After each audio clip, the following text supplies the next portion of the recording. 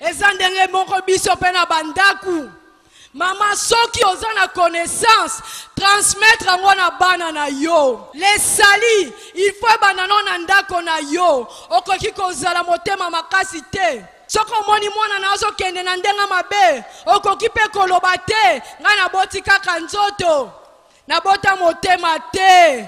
Bana baza batalant bakotuna biso pe bango na pesa ki yo bana oya komi kuluna na pesa ki yo bana oya komi moyibi tokoleka na jugement. Maman ayebi liloba nzambe église na ya liboso eza ndaku zwa bana sangisa banda koyebisa bango soki nzambe aza nani.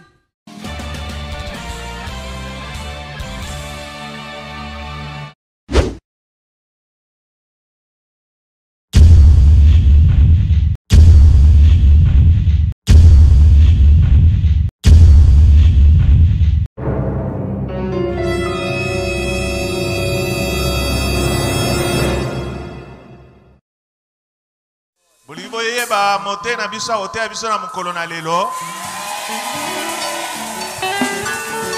Alors na esengo nyonso pe na milolo makasi tokoyamba Esther Pembele.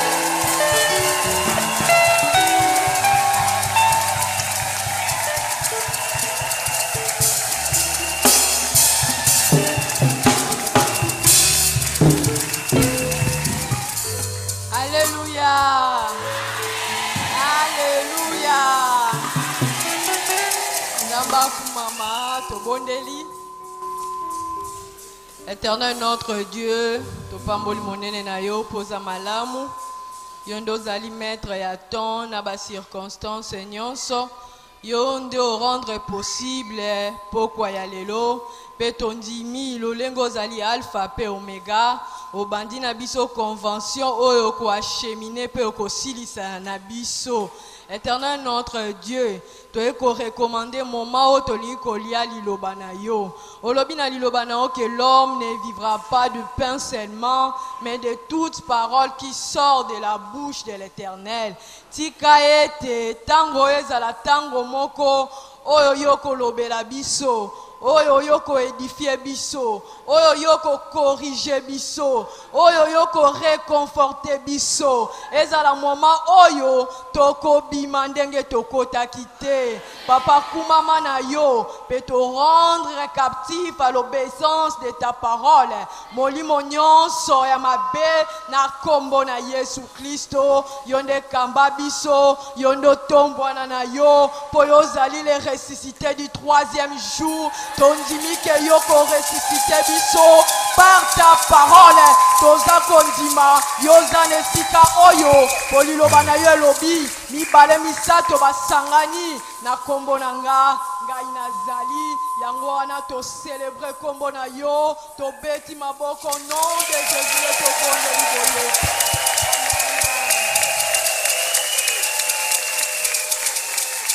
Alléluia.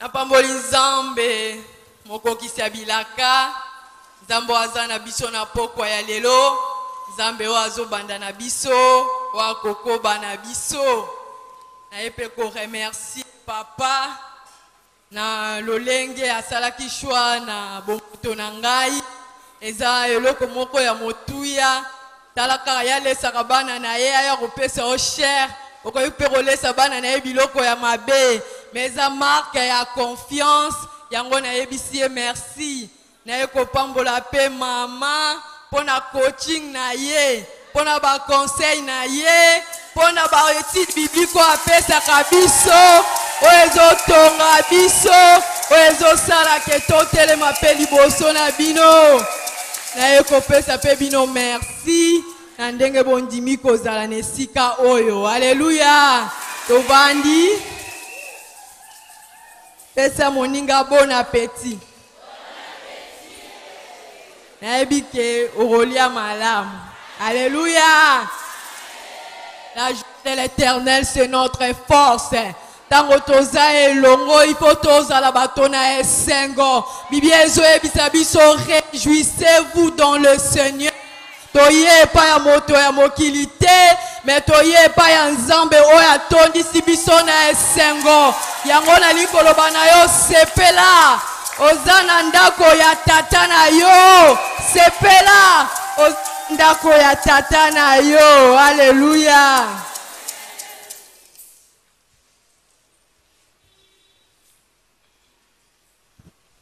Toza kobanda convention na biso lelo. Grand thème na biso o bapesi biso ezali nouveau départ. Nouveau départ pour la femme. Nouveau départ pe ezali thème na biso oyo ya mbula oyo.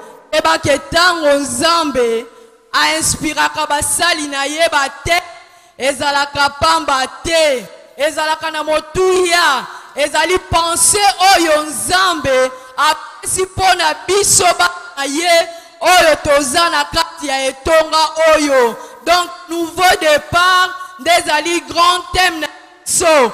Bongo sutra ezali connaître spirituel. Alléluia. Tomoni nouveau départ. Nouveau départ waneza constitué na ba momi balé. Tomoni nouveau, tozomona pe départ. Tomekana koyebisa olobanon muke na ba concept nouveau qui signifie neuf, qui remplace quelque chose d'ancien ou qui était avant, quelque chose d'inexistant, quelque chose d'inhabituel, quelque chose inconnu. Et le komoko ya innovant, wanezali nouveau. Donc bayebisi biso nouveau eza ko remplacer eloko ezala ki yakala, eloko nanu ezala te, eloko oyo elingi kobanda, eloko oyo nani oyebi te, eloko babengi inconnu, oyo nanu oyebi ndenge kosalema te. Bongo moya mibale départ, tolobi boye. Départ ezali se lancer dans une course. Lancement, démarrage, voyage, commencement, quitter un point pour un autre point. Baoya bisabiso départ ezali, on se lancer na course. Même pendant na biso oyo, ezakola kisabiso, ndenge mutu wana zo kanga balase na ye, po apanda course na ye. Oyebi tango ba reserve le bakana ba chauffeur départ. Eliko kisake to kende. Chauffeur banda ko kende. Et la kisite ke otika la sur place. Mais on sent la mouvement. Alléluia. Balobi ezali démarrage. Eza voyage. Voyage ezalaka opandiango olongwe sika moko. Pokoma okende sika moko. Ezali point moko ya départ. Na point moko ya arrivé. Donc nouveau départ to kolobake ezali ko se lancer neloko moko eza inhabituel, eloko moko oyo nani omekate, eloko moko oyo nani okokate, eloko moko oyo nani pe okanisi nanu te, mais sikoyo olingi okoba. Alléluia. Nouveau départ ezali nettoyage personnel. Ezali nanu prise de conscience ya situation oyo yoza nango. Mutu yemo koki komitala. Atali alobi ngai ndenge na zaboye. Likambo na moni ifo esila. Likambo fona tika yango. Nde sikoyo prise de conscience wana. Ekosenga ke adongwe tika zi. Adongwa na situation wana. Po akende na sika mususu. Yango tolobi nouveau départ eza d'abord prise de conscience. Mutuye moko po amitala. Atali kati na ye. Amimoni ndenge azali. Nde sikoyo par rapport à prise de conscience wana. Par rapport ya ndenge ye moko akomimonela. Nde sikoyo akoki se lancer na oyo tobengi nouveau départ. ezali ba moment oyo tozwaka ba décision ya minene. Ezali ba moment oyo to changeaka façon na biso ya kosalela kambo. Toyebi ke ezali pe na nouveau départ moko na Biblia.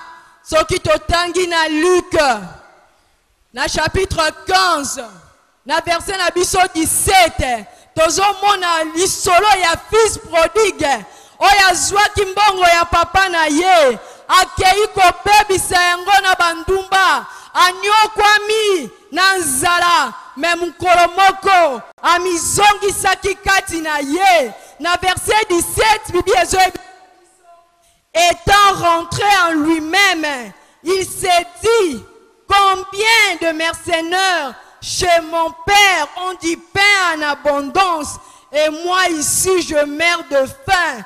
Balobi boye, amizongi na ye moko, amoni ke situation wana, e bongi na ye te, amoni kazalaki mwana ya mokonzi. Na ye kosala nini awa na komi boye ndenge nini eza prise de conscience oyo ye azwaki yango.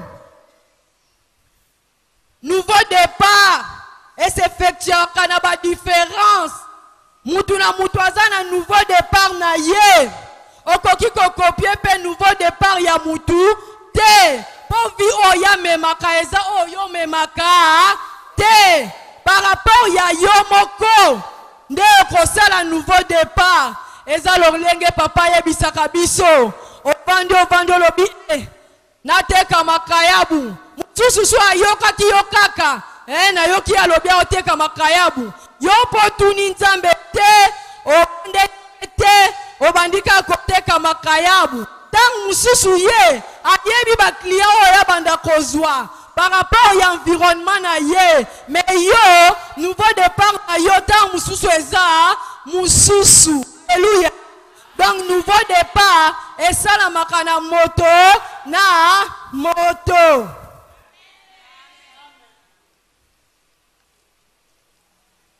Le nouveau départ et s'effectue à Kanaba domaine belé. Surtout biso ba maman.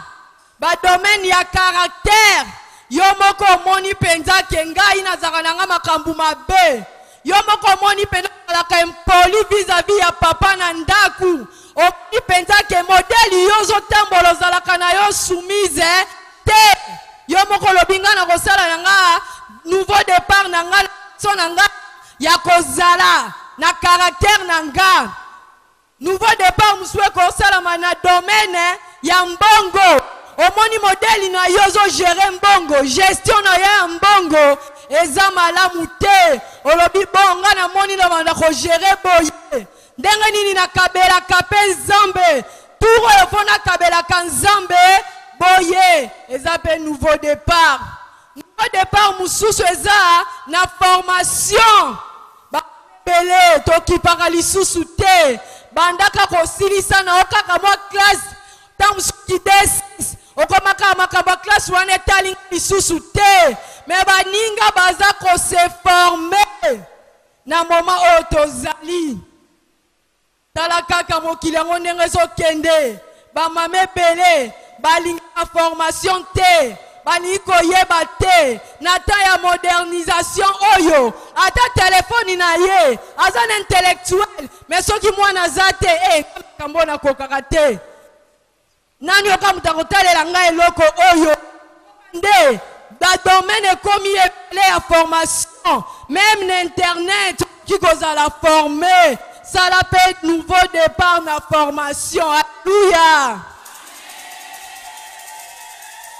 Nouveau départ mususu ya famille omonika modèle ozo memela kanda kuna yo modèle ozo memela bana na yo yo moko lobite na lingina tangu sabana na nga selon Nzambe na lingina sala nouveau départ na ndenge ya famille toyeba ke biso nyonso ndenge tozawa na ba misusu pe ba kosala nouveau départ to sala nouveau départ moko ya munene toyamba Yesu lokola mokonzi pe mobikisi balongola biso na salité balongola biso na ténèbres bakotisa la royaume et à moi naye. Donc le grand nouveau départ pour nous les chrétiens.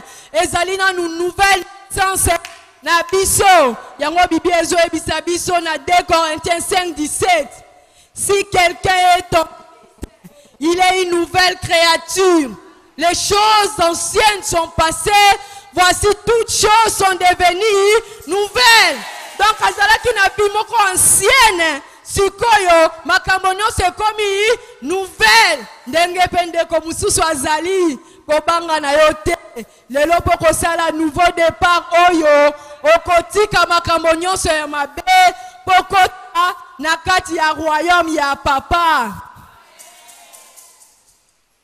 Tolobi nouveau départ wana ndeza le grand nouveau départ ya biso bana nzambe. Toyebi biso moko ndenge Adam Eve basalaki masumu. Tozalaki bato oyo tozalaki suna relation tena tata. Mais nzela ya Yesu Kristo ya réconcilier biso. Apesi biso bombo inaye. Apesi biso lisusu vie nde sikoyo tokomi.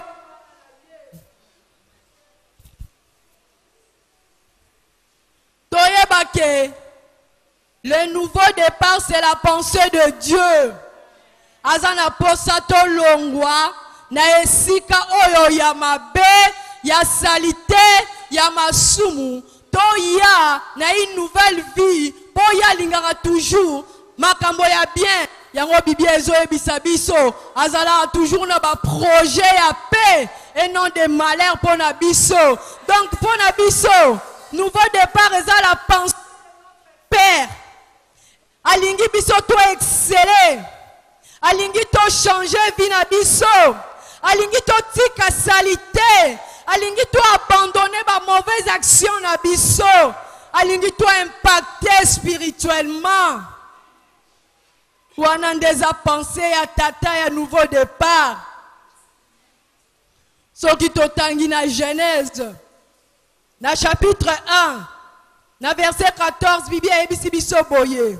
Dieu dit, qui eut des luminaires dans le tendu du ciel pour séparer les jours d'avec la nuit, que ce soit des signes pour marquer les époques, les jours et les années. Nzambe akela mokili, ye moko na mayele na ye, asali ba étoile, asali ba santa, alobi alingi a séparer ba jour, ba époque. Bongo nzambe oya séparaki ba époque. Boni bonité biso bata mokili. To séparer pe ba période. To lobake époque ya mabe na tiki yango. Nazali susu na makambo wana te. Balukanga lisusu na ekobo te. Balukanga lisusu na kotonga te. Na changer époque. Na sali nouveau départ. Na ko de yasika. Nali koloba boye biso moko ndenge toza boye toza acteur principal ya film ya vie na biso bakoki jamais kolongola yo na vie na yo pe makambo ekoma bien oza acteur principal il faut ça la part na yo bongo nzambe pa ko ça la part na ye papa ate ki biso mingi alobi na biso, voyage de la médiocrité à l'excellence. Nouveau départ, et ça voyage. Na longwa nanga na mabe, médiocrité. Oh, et ça satana, médiocrité, et ça salité. Maintenant, comme nanga na excellence. Excellence au Zambe, à Bombelinga. Alléluia. Wanezala qui grand thème na biso. Oya nouveau départ. Oyo na sous-thème oya lelo. Sous-thème ya biso ya lelo tolobi ezali connaître spirituellement. Ane oyo papa na mama bandimi kopesa biso thème oyo po makambo ya mabe komi po ba mama ba komi na ignorance makasi pe ignorance wana ememeli biso mabe na mabota ememi ba komba mutu ayebaka te azalaka porter un tout vent de doctrine. Et si nous sommes comme à kokende pour ayebi te ya boyo tem na biso ça connaître spirituellement to koyeba soke zali nini desiko to kotanga na mokanda ya Ruth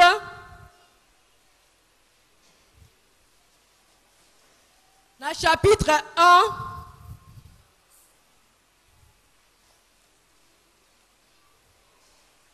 bandana verset 1 tina 8 Bible elobi boye. Du temps de juge, une famine dans le pays, un homme de Bethléem de Juda partit avec sa femme pour faire un séjour dans le pays de Moab. Le nom de cet homme était Elimelech, celui de sa femme Naomi. Et ses deux fils s'appelaient Machlon et Kiljon. Ils étaient Éphrasiens de Bethléem de Juda. Arrivés au pays de Moab, ils fixèrent leur demeure. Elimelech, mari de Naomi, mourut et elle resta avec ses deux fils. Ils prirent des femmes moabites dont l'une s'est nommée Orpa et l'autre Ruth. Ils habitèrent là environ 10 ans. Machlon et Kiljon mourirent aussi tous les deux. Et Naomi resta privée de ses deux fils et de son mari. Puis elle s'éleva, elle et ses belles filles, afin de quitter le pays de Moab, car elle a appris au pays de Moab que l'Éternel avait visité son peuple et lui avait donné du pain. Elle sortit du lieu qu'elle habitait de ses deux belles filles et elle s'est mis en route pour retourner dans le pays de Juda. Naomi dit alors à ses deux belles filles, allez, retournez chacune à la maison de sa mère, que l'Éternel use de bonté envers vous, comme vous l'avez fait envers ceux qui sont morts et envers moi. Token a versé la biso 15. Totangi. Naomi dit à Ruth, voici ta belle-sœur est retournée vers son peuple et vers ses dieux. Retourne comme ta belle-sœur. Ruth répondit, ne me presse pas de te laisser, de retourner loin de toi. Où tu iras, j'irai. Où tu demeureras, je demeurerai. Ton peuple sera mon peuple et ton Dieu sera mon Dieu. Où tu mourras, je mourrai et j'y serai enterré. Que l'Éternel me traite dans toute sa rigueur, si autre chose que la mort vient à me séparer de toi. Naomi, les voyant décider à aller avec elle, c'est ça ces instances.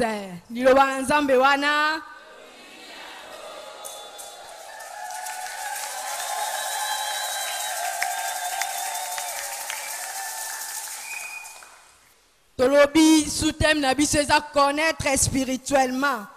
Avant to lobelana nabiso to komekana ko lobelana nous connaître spirituellement ngo ezali. Connaître ezali avoir l'idée claire sur une situation, avoir une information exacte sur une situation, sur une chose ou une personne.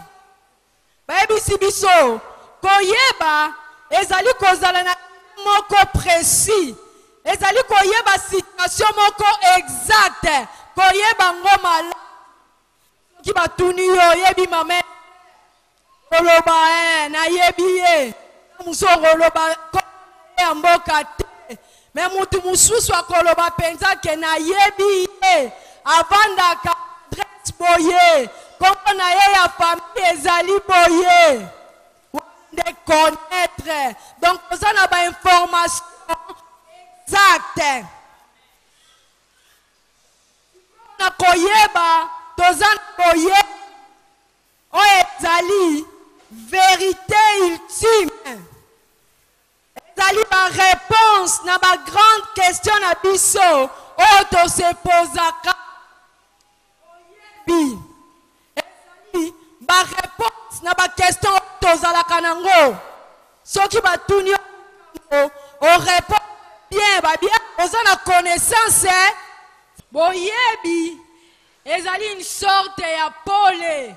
Ezali lumière moko moni obi ozwi na likambo oyo yebaki te. Ezali nzela moko ya sika oyo koti nango. Ezali une sorte de révélation. Donc eloko moko oyo yebaki te oyebi yango pe esungi yo. Bongo spirituellement. Ezali o eza spirituel. O eza esprit. O tokoye ko palper te mais ezali na esprit. Ba sorte ba connaissance eza ebele. Connaissance mususu o to bengi savoir. Savoir o to zwaka na classe. Par rapport ya ba formation ndenge to loba ki ne bandeli. Toza koloba mama tanga. Moi oyo.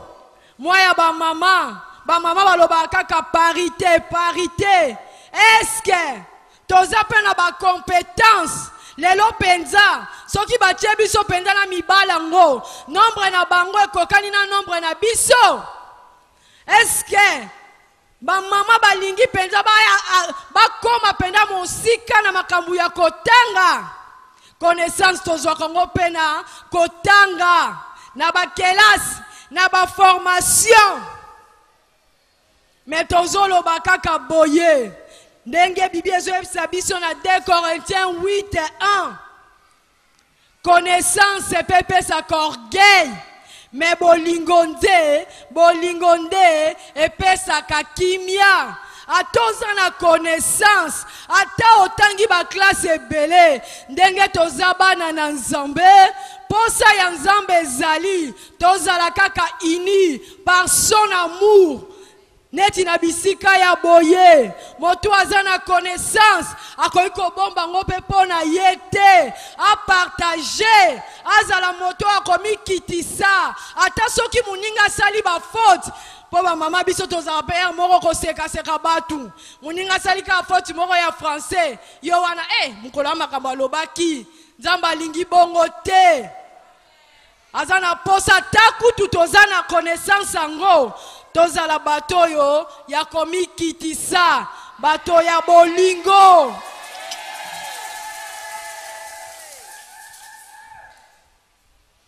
Connaissance mususu tozwa kango pe kaka na ri na balabala na koyoka yoka. Ba connaissance mususu ekota na bandako ebebisa pe mabala.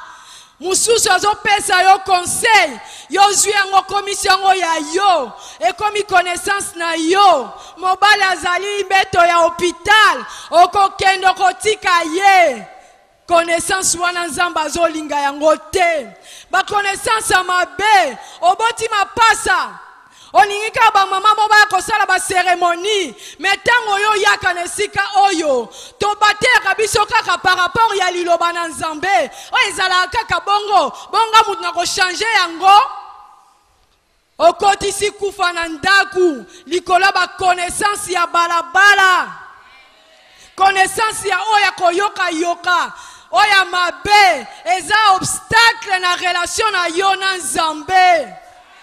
Yo kaka ponaka yango toza koloba na ba mama ignorance eza mabe ignorance ezali manque information oza na information te ozo kokende kaka kendela Nzamba lingi yango te aza na posa biso to yeba yango Bible ezoyebisa biso boye na Osée 4:6 mon peuple périt faute de connaissance.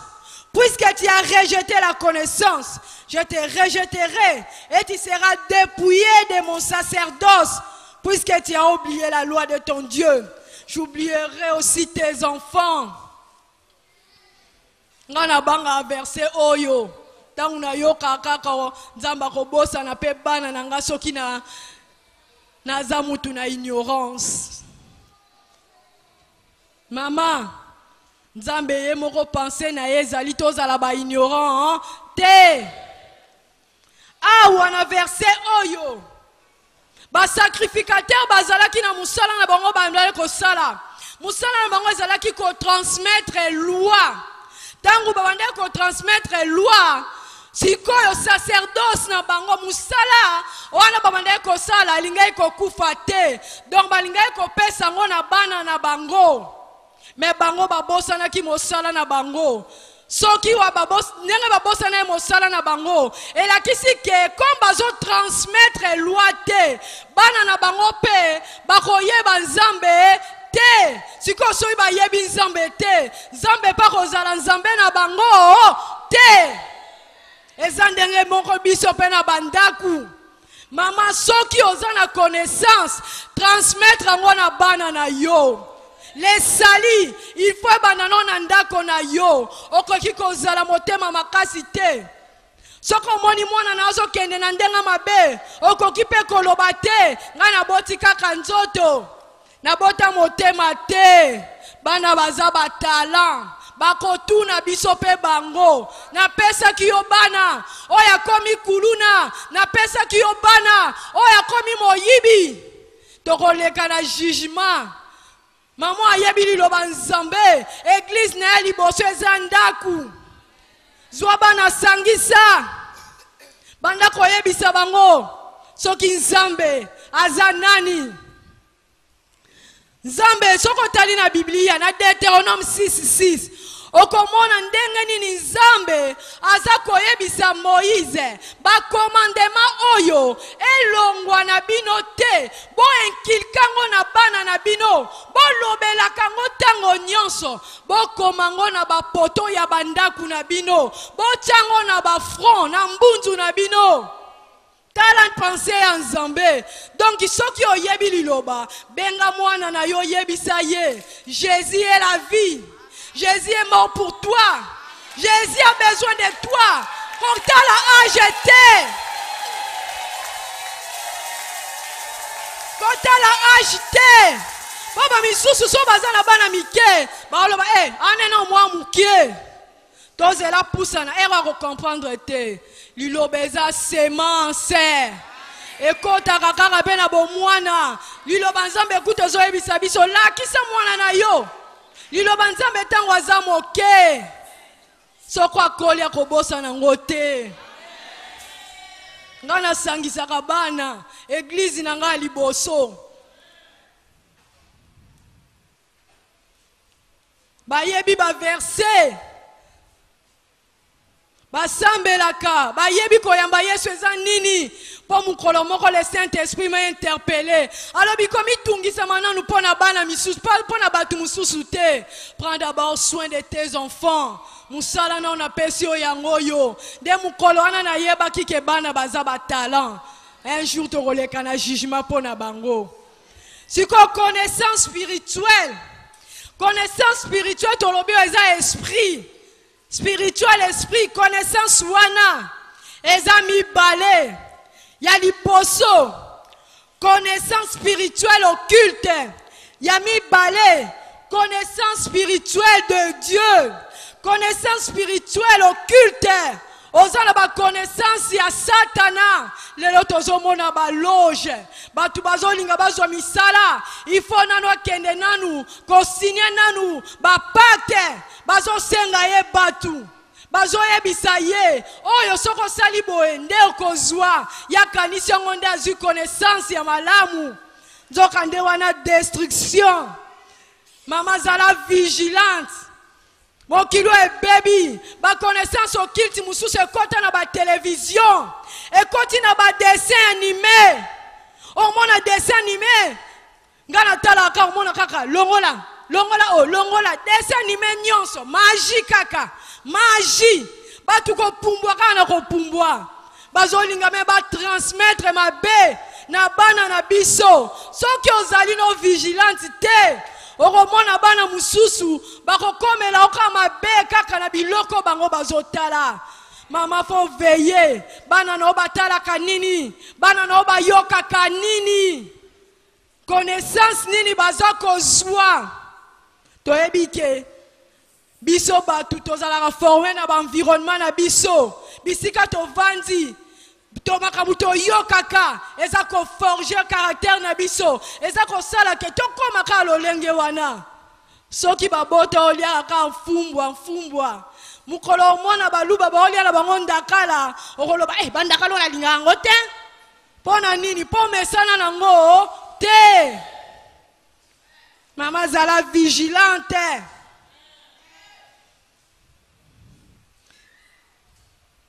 connaissance oyo tokobeta sete makasi ezali connaissance spirituelle de Dieu connaissance spirituelle ya Nzambe connaissance wana tozwaka yango na nini tozozwa yango na liloba na Nzambe liloba na Nzambe ezali pensée ya tata na biso alingi biso toyeba ye tozwaka yango par la lecture de la Bible tozwaka yango na ba prédication tozwaka yango na méditation ya Bible nani koyebisa biso boye biloko mususu kozwa na méditation ata na église ata mususu kotika koyoka ngo te donc Nzambe azolobela yo mbala moko au travers de sa parole ba mama totangaka Bible ba mama so tuni banka ngakutu natanga Bible kala ngakutu nayebi kutu Bible ngo te place na déposa yango mais ozana posa o exceller oko exceller ndenge nini liloba Nzambe ne bombi ba révélation soki oyebi yango te okokota na monde spirituel ndenge nini Bibi ezoyebisa biso na Psaume 119, 105. La parole de Dieu c'est une lampe à mes pieds et une lumière sur mon sentier. Liloba Nzambe ezali lumière na nzela nanga pe ba sentier eza ba nzela minene te eza ba boulevard te eza ba nzela mike ba nzela ba mboka wana oyo tamsoza na difficulté ya komona bien ndenge pe banzela oya tous les jours ya destiné za pasi ta musu ozo comprendre ba choix te ta musu ozo comprendre ndenge kosala te mais avec la parole oza na lumière o ezola kisa yo nzela alléluia liloba na Nzambe za ye moko Yesu. La parole c'est Jésus. Jésus est la lumière. Libiezo ebisa biso est la lumière du monde. Na Jean 1:1. Bible lobi au commencement était la parole. Et la parole était avec Dieu. Et la parole était Dieu. Liloba Nzambe eza Yesu. Sok totangi pe na Apocalypse 19. Dans verset 13, il était revêtu d'un vêtement teint de sang. Son nom est la parole de Dieu. Moto kazala kina makila Yesu. Yewana kufa kine kulusi pona biso. Yango balobi kombo na yezali liloba na Nzambe. Donc tangu yozo tanga liloba na Nzambe. Yeba kozana contact. Na Yesu na yo azana capacité à transformer vie na yo par sa parole.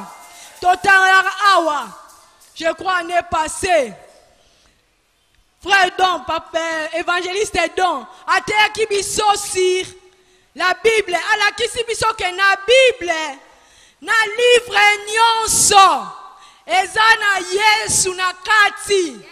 Ata na livre nini Ancien Testament Yesu azakaka donc na kati ya Bible oyo Yesu ndaza centre na biso aza message na biso.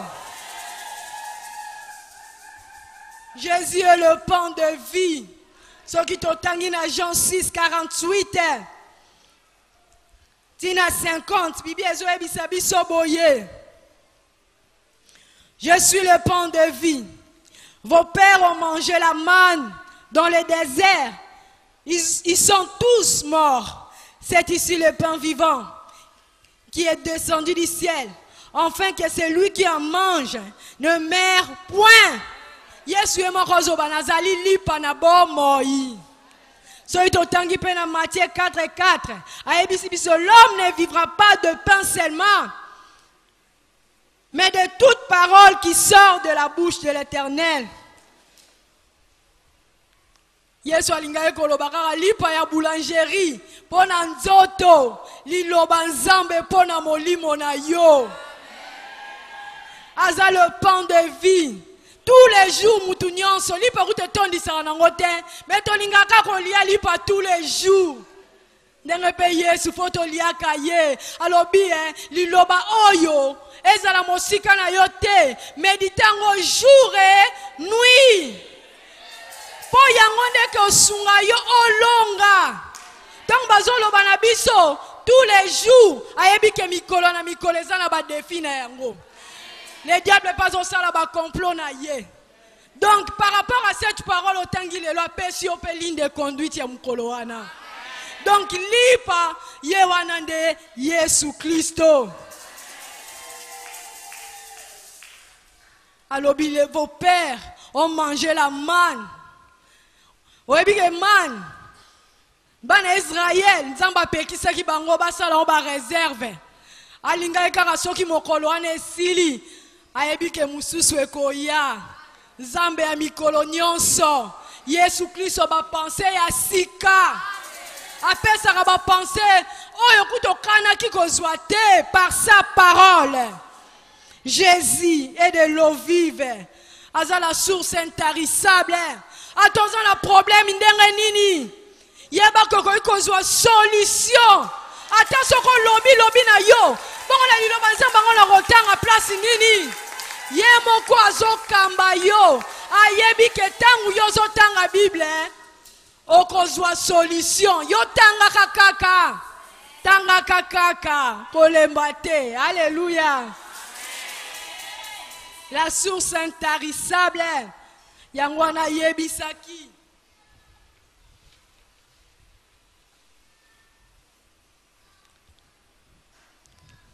Ayebisaki la femme samaritaine. Dans Jean 4. Mais celui qui boira de l'eau que je lui donnerai n'aura jamais soif. Et l'eau que je lui donnerai deviendra en lui une source d'eau qui jaillira jusque dans la vie éternelle. Liloba na nzambe ezalaka ya kala te. Liloba na nzambe ezalaka kaka d'actualité. Oloba te makama ya liloba o ba Bible o biloko kala te. Esilaka te. Liloba nzambe ana capacité ya kokangola biso. Soki totangi na Biblia na biso. Na Jean 8:32, Bible lobi, vous connaîtrez la vérité et la vérité vous affranchira. La vérité de Yemoko. Yemoko Yesu. Azoloba na Jean 14:6. Je suis le chemin, la vérité et la vie. Aza solo. Ayebi nyonso. Oyo yozo ignoré. Ya yebi yango. Soki yo kangami na ye. Soki yo vandisi liloba kati na yo. Nde yoko yeba. Banzela ya solo. Oyo ya yebi. Alléluia. Liloba na nzambe pambolaka. Liloba na nzambe pesaka kimia. Liloba na nzambe pesaka esengo. Okokoza na kanda. Otangi liloba nzambe obite. Makambo na tiki. Kando na tiki yango. Bano bapesa nga kanda makasi. Me nde na tangi liloba nzambe. Elobi na nga boye otiki yango. L'ignorance est dans la place nango te. Pour Jésus-Christ, azali oya simba connaissance ya modèle na modèle. Oya ko pesa yo lumière na ba situation nyonso. Iloba na eza na capacité à transformer biso. Yewana Yesu babi Emmanuel atika kabiso te azana biso mikolo nyonso yendele ressuscité du 3e jour tobetele mabo.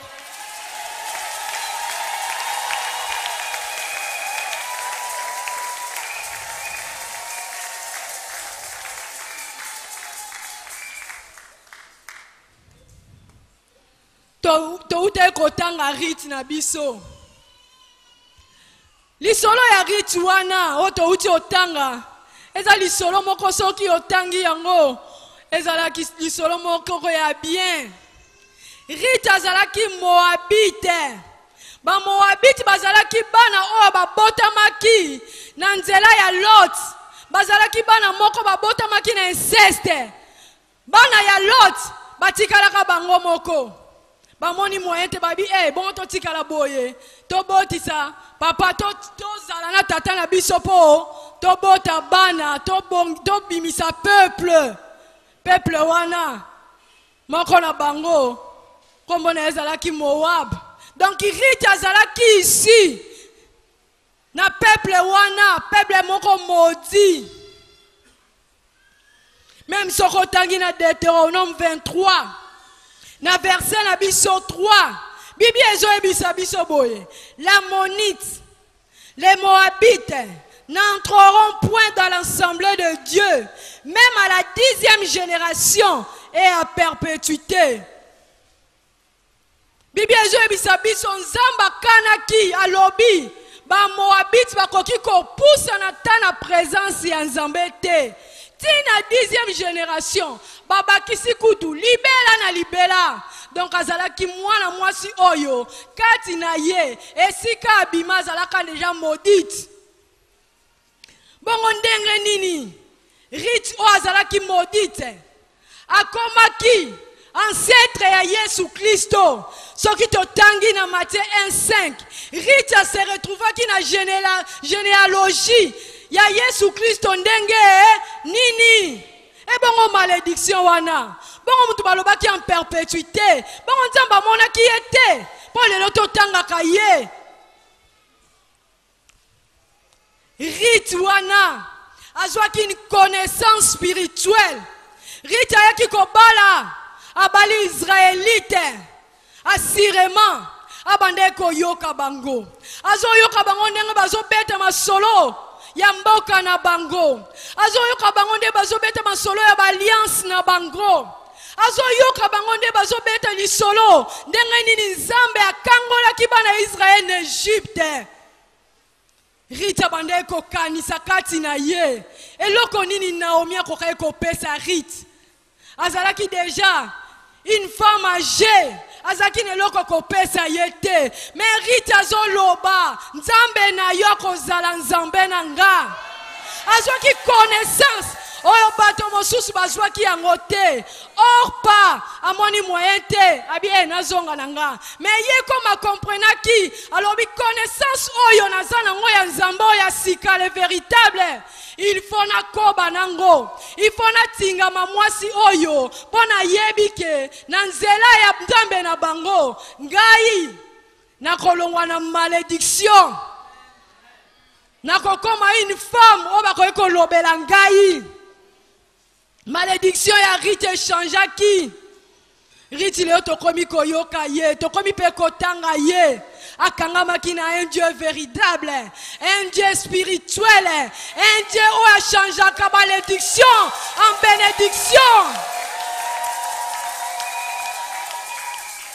Nzambe wana, au travers de sa parole, a la capacité ya ko changer malédiction na yo et comme bénédiction. Atali bota na bino. Balobaki keboko bongate na nzela ya Yesu Kristo. Tout est possible. Rien n'est impossible à Jésus. Ata sokeza nzeta baoba balobi ke oyo penza moyen te. Avec Jésus tout est facile. Tout est facile avec Jésus.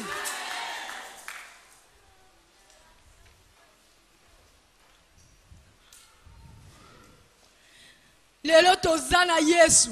Rite kuta zalaki na tango wana yoki kaka. Ba alliance yoki kaka kangami. E bongo biso lelo. O tozana Yesu toyamba. Yesu azo vivre tous les jours na biso. Yesu wana zana capacité. Ndenge tolobaki alongola biso na royaume du ténèbre. Ake na biso na royaume na ye. Na royaume ya lumière. Elimelek mobali ya Naomi bango pe basalaka pe nouveau départ babite tomoni awa nzalele kitokende Moab mais ezalaka nouveau départ moko ya mabe babosanaki ke bazalaki bato bazalaki ba Bethlehem bazalaki bato oyo mboka na bango balobi ezalaki mboko babengi maison de pain esika lipe ezalaka mwa situation moka ya mukie échangise bango opposition otokende na Moab kuna malédiction ekeko kanga bango bana nyonso bakufi mobali akufi nouveau départ ya mabe ndenge pe ebele ya bamama toza na biso tozoyoka liloba na Nzambe oyo eza lipa liloba na Nzambe ezosala biso malamu ezokangola biso kaka manki ya connaissance mama moko ekozwa yo kaka tokende na Kimbantseke kuna otiki maison de pain oke na Moabe kuna bakeko bikola yo oyeko kotisa na malédiction na ndaku makambo ekomi kokoma oke komona banganga Nzambe alobaki na biso bongo te alobaki to consulter banganga te mabe koti na ndako komika makambo euti wape euti epai na yo yoka liloba oyo eza lipa liloba neko changer yo. Deuxième connaissance spirituelle na biso ezali le Saint-Esprit. Le Saint-Esprit pe azali moyen obiso to accéder à la connaissance spirituelle. Sokotangi na Jean 16:7. Bible ezobisa biso Yesu azoloba, il vous est avantageux que je m'en aille. Yemoka monike ngande na ana nzoto boye malamu na kende soki na kei ler na koya na kovanda na bana na ngai nyonso. Alobi cependant je vous dis, il vous est avantageux que je m'en aille, car si je ne m'en vais pas, le consolateur ne viendra pas vers vous. Dans Jean 16:13, Bible yebisi biso boye. Quand le consolateur sera venu, l'esprit de vérité, il vous conduira dans toute la vérité. Dans Jean 14:18, Bible yebisi biso boye. Je ne vous laisserai pas orphelin, je viendrai vers vous. Toza ba orphelin te. Nzambe na biso azali azokamba biso. Na nzela molimo na ye. Biso batu toza na nzoto, toza na âme, toza na esprit. Ne il faut biso totikela. Nzambe esprit na biso ya tondisa esprit wana po tozala agréable na ye. En réalité, dans l'homme, c'est l'esprit. Nzoto yo eloko te. Nzoto eko kende nango. Esprit ndezabo yo. Alléluia. Molimo mosantu ndazo kamba biso na molimo. Yango nde bibi ezo ebisa biso ke l'esprit est bien disposé. Ça veut dire que yo na esprit na yo. Oza na capacité ya kozwa. Makambo ezo uta na esprit ya Nzambe. Poko mape mutu ko impacter spirituellement. Le Saint-Esprit azawana nanzela kaya liloba oyo. Le Saint-Esprit ko conduire yo. Ako yebisa yo. Ako enseigner yo. Ako convaincre yo. Ya yebi nyonso. Bibi ezo yebisa biso. Le Saint-Esprit sonde les profondeurs de Dieu. Ça veut dire il connaît même makambo ezo na se Nzambe. Même Pierre tangu Yesu azotuna nga na zanani batu bapesi ba réponse na Matthieu 16:16 Pierre alobi tu es le Christ. Yesu ebisi ce n'est pas le sang, ce n'est pas la chair n'est révélée au makambo yo. Ça veut dire que c'est mon Père, c'est l'esprit. Donc akokai koloba biloko wana te eza nzoto te meza molimo tomitika. Molimo mosantu aza moninga na biso ya mikolo nyonso. Azali moto azokamba biso na destinée. Destinée eza complexe na miso na biso bato. Tozo yeba te. Nzela ngo yango Nzamba kana makambo na liko ça les a bien, mais le Saint-Esprit est là pour nous conduire, pour nous montrer le chemin. mitika na disposition ya molimo mosantu pe molimo mosantu wana kokamba molimo mosantu wana capacité ya kopesa yo orientation claire ya vina yo molimo mosantu tokoki jamais kokabola ye na liloba na nzambe yozotanga liloba le Saint-Esprit te convainc de cette parole tango ozotanga liloba molimo mosantu pazolakisa yo oui sala boye nayebaka un moment molimo mosantu alobelaka ngai ayebisi ngai keba na baherode bazali bato balandaka badestine ya bana na biso keba na Herode nazo comprendre te Herode nini yango nzambe olingo olobelanga naye kokanisa Herode alukaka Yesu aboma Yesu Joseph akimisi Yesu na Egypte naye ko comprendre eza na Herode moko azolanda mwana na ngai po asala ye mabe nde nazwi ba précaution le Saint-Esprit alobi na nga atindinga na liloba na nzambe nde naye ko comprendre réellement eloko nini ezali tokoki jamais kokabola molimo mosantu na liloba na nzambe alléluia tokoki kodissocier yango te liloba na nzambe eza na capacité ya kochanger vie na yo liloba na nzambe tolobaki na prédication liloba na nzambe eza na capacité ya kochanger vie na yo ngai nazalaka deja mwana nzambe na kati ya esika oyo me mokolo moko vie na ngai ezalaka bouleversé na prédication kaka moko nazalaka na posa nzambe elobela ngai te toyokaka bato mosusu nzambe alobeli ngai nzambe olobelaka ngai te mokolo mosusu na kiltika ya mardi nazoyoka porte azoteya azoloba bozala oza ambassadeur oza moto okoki kovivre neti bato nyonso te oza moto oza mopaya mboka oyo eza ya yo te koloba neti bango te kolata neti bango te lea nazoyoka liloba wana motema na ngai ebande kobeta makasi j'ai compris que le Seigneur abande kolobela nga tangu na bimi na kilte mokolo wana nayokaki molimo santu azoloba na nga neti yo okoki kolata boye te okoki kosala boye te na kala wana na tango wana à peine kobima na adolescence na bande kokanisa nzambe azosala nga mabe nzambe nini anga komisa nga boye nasali ye nini nzoka ne nzambe abande kopesa nga kaka orientation oyo ya ngai modèle nini alingi nazala c'est par la parole nde na comprendre ki makambo ebele ler na ekokola na molimo nazala suna makanisi te ata namonaki mona azalaki un peu différente na comprendre que cette différence wana ezalaki force na nga cette différence wana nga kolakisa wapi ye aza wapi ye wana azalaka boye cette différence ezalaki cette force nzambe atiaki kati na nga ne te sous-estime pas oza na défaut oza na nini na osala nini c'est défaut la nde force na yo nzambe alingi asala eloko moko ya motuya kaka na modele ozali bato baloba na ye mpe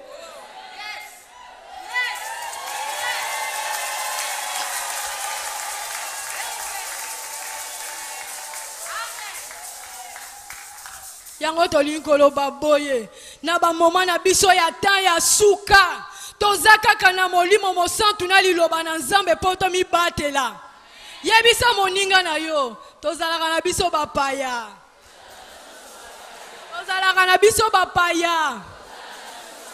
tomikotisa kaka ndenge bato mosusu bake poto bazalaka na tendance kotindaka bambongo sombelanga lupangu salelanga boye omonaka moko mosusu baya kobenga na biso c'est parce que aza na pensée moko kazalaka mopaya ndenge mpe biso fo tozalaka na biso bapaya mokolo moko tokotika mokili oyo omoni baoloba enlèvement omoni soki baenlève ezala na makasi te souffrance ekoleka makambo mabe koleka bakozwa biso tokokende mais yo avokende il faut yeba nanu soko bongisama soki liloba nzambe wana otyaka ngo na misala soki oyokaka mpe makambo molimo mosantu azoloba na yo Biblia ezoyebisa biso na Romains 12:2 ne vous conformez pas au siècle présent.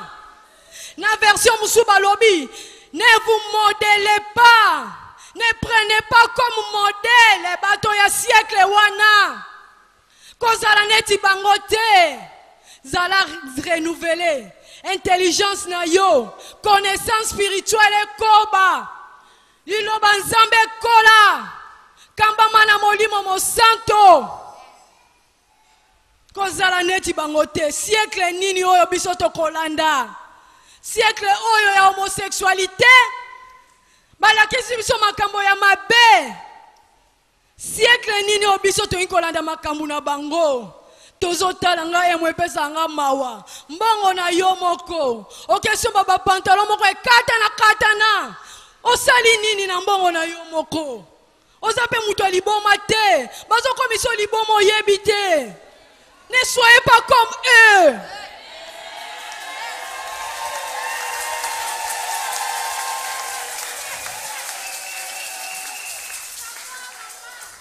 Alléluia.